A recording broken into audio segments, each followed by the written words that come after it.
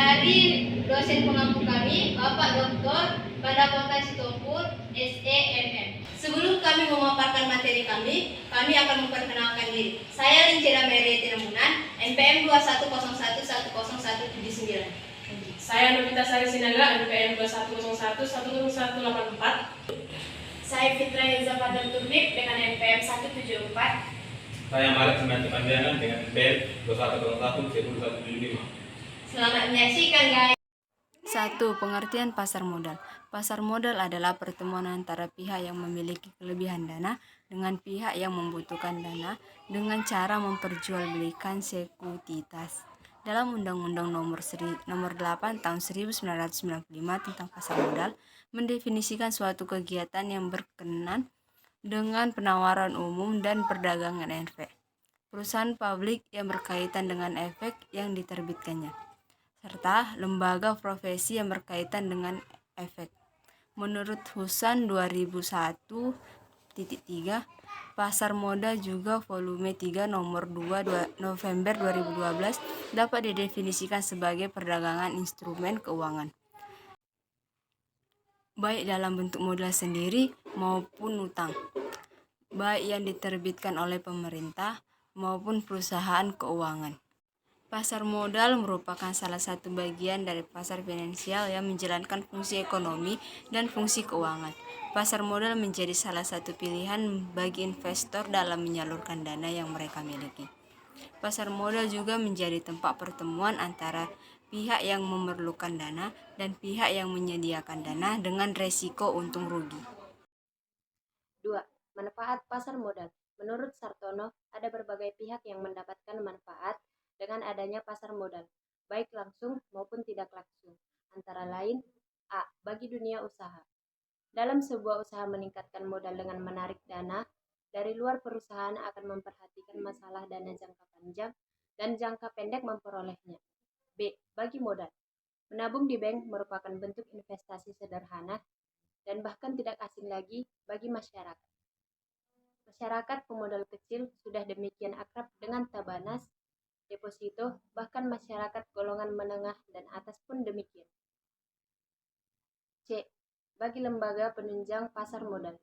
Lembaga-lembaga yang berfungsi untuk menunjang berjalannya kegiatan pasar modal antara lain penjamin emisi, akuntan publik, konsultan hukum, notaris perusahaan, penilai, biro administrasi efek, wali amanat, perantara perdagangan efek, dan pedagang efek. D. Bagi pemerintah. Pertumbuhan ekonomi yang diharapkan serta pertumbuhan angkatan kerja yang siap memasuki lapangan kerja per tahun yang cukup tinggi. Di berbagai sektor usaha tentunya memerlukan adanya investasi yang cukup besar pula di berbagai sektor usaha. Investasi yang cukup besar membutuhkan sumber dana yang besar pula, dan ini tidak dapat dipenuhi oleh sektor potensial dalam memobilisasi dana masyarakat yang guna membiayai pembangunan tersebut. 3. Pasar modal Indonesia. Ada 3 aspek mendasar yang ingin dicapai pasar modal Indonesia, yaitu A. Mempercepat perluasan partisipasi masyarakat dalam pemilikan saham perusahaan. B. Pemerataan pendapatan masyarakat melalui pemilikan saham. C. Menggairahkan partisipasi masyarakat dalam pengerahan dan penghimpunan dana yang produktif. 4. Pengertian pasar modal efisiensi. Pasar yang efisiensi merupakan suatu pasar bursa di mana efek yang diperdagangkan merefleksi semua informasi yang mungkin terjadi dengan cepat dan akurat.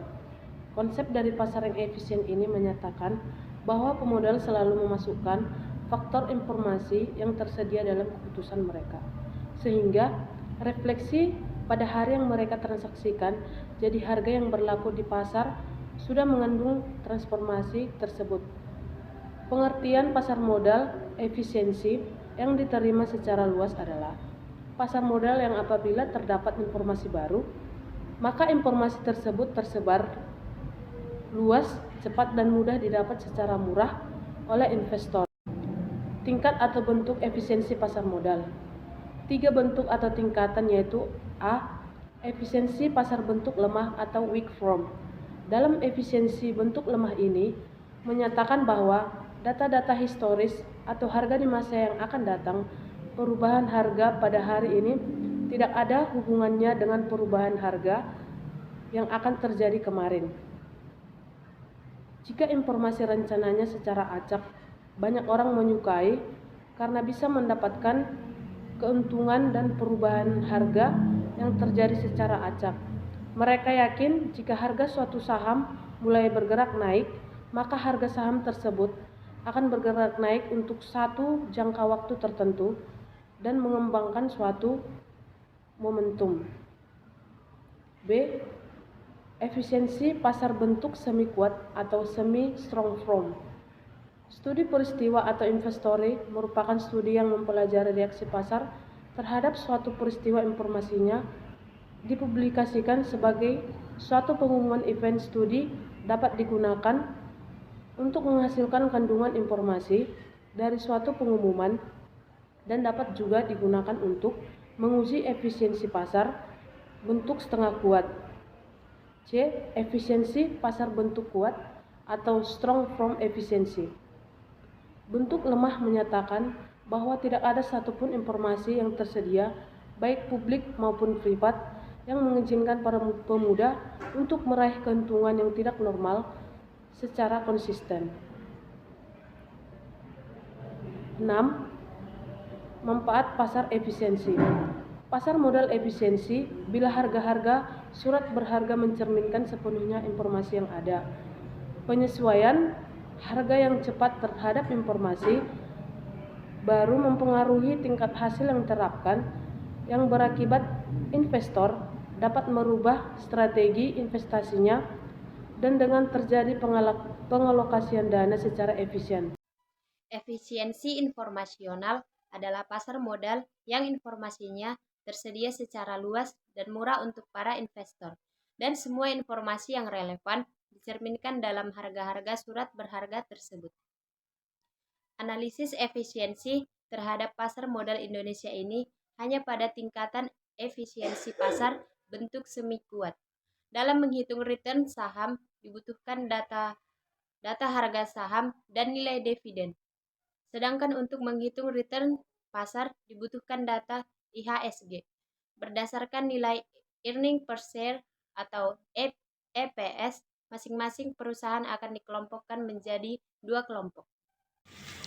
Dari materi di atas dapat kami simpulkan berdasarkan pembahasan yang telah dibahas sebelumnya, dapat disimpulkan bahwa teori efisiensi pasar modal Indonesia untuk bentuk semi kuat sudah efisien karena pengumuman kenaikan dan penurunan pendapatan mempengaruhi perubahan harga saham pasar modal Indonesia. Informasi mengenai perusahaan yang disampaikan kepada publik selama ini merupakan informasi yang relevan untuk para investor di pasar modal. Relevan di sini berarti bahwa informasi tersebut akurat atau informasi tersebut menggambarkan kondisi perusahaan yang dapat dengan cepat diterima oleh publik, sehingga informasi tersebut dapat digunakan sebagai alat pengambilan keputusannya yang tepat oleh investor. Demikian kesimpulan yang dapat kami ambil. Terima kasih.